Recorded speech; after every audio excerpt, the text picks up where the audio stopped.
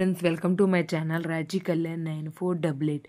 ఎండు రొయ్యలు కర్రీ అండి. ఈ కర్రీ మనం ఎండు రొయ్యలు మనం మామూలుగా కర్రీ చేసుకోవచ్చు.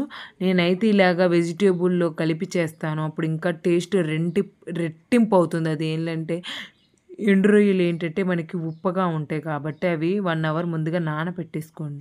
నానబెట్టుకున్న తర్వాత ఇలాగ వంకాయలు బంగాళదుంపల కర్రీలో వేసానండి. టేస్ట్ అయితే చాలా బాగుంది. అసలు ఉప్పు అనేదే తెలియదు. మనం ఇంక ఈ కర్రీలో మనం ఉప్పు వేసుకోకపోయినా పర్లేదు, అసలు వేసుకో అవసరమే లేదు.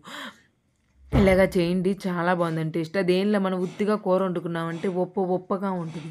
అందుకని చెప్పి మనం ఇలాగ వెజిటేబుల్స్ కర్రీ దోసకాయలో కానీ వంకాయలో కానీ వేసుకోండి. టేస్ట్ అయితే చాలా బాగుంటుంది. మీరు ఇప్పుడు ట్రై చేయకపోతే తప్పక ట్రై చేయండి. ఇలాగ వంకాయలు ఎలాగో తినరు, మన ఇంట్లో చాలా తక్కువ. ఇలాగ ఎండు రొయ్యలు వేసుకుని తిన్నారంటే, ఎండు రొయ్యలు వేసామంటే వాళ్ళు దానికోసమైనా ఆ కర్రీ అంతా తినేస్తారు. మీరు ఇప్పుడు దాకా ట్రై చేయకపోతే ఇలాగ ట్రై చేయండి. ఎండు రొయ్యల కర్రీ అసలు చాలా బాగుందండి టేస్ట్. నేను ఉప్పు వేయలేదు, కానీ ఉప్పు కరెక్ట్గా సరిపోయింది ఈ కర్రీలో. చాలా బాగుంది. ఇలాగా అన్నంలోకైనా బాగుంటుంది, లేదా చపాతీలోకి అయితే ఇంకా చాలా బాగుంటుందండి. చపాతీలోకి అయితే మీరు కూడా ఇప్పుడు ట్రై చేయకపోతే తప్పక ట్రై చేయండి. వీడియో చూస్తున్నా కానీ సబ్స్క్రైబ్ చేసుకోవట్లేదు, సబ్స్క్రైబ్ చేసుకోండి ప్లీజ్. Like, subscribe me